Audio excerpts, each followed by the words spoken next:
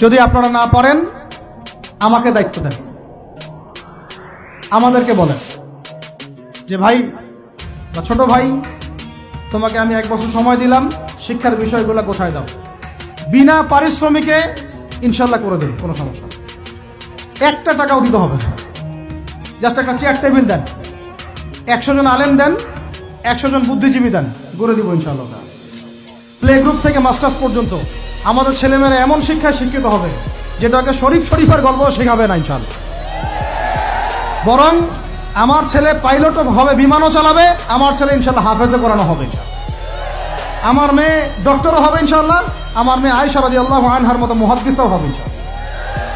আমাদের এক ভাই, সে রাজনীতিবিদও হবে ইনশাল্লাহ, জুমার খুতবাও দিতে পারবে ইনশাল্লাহ।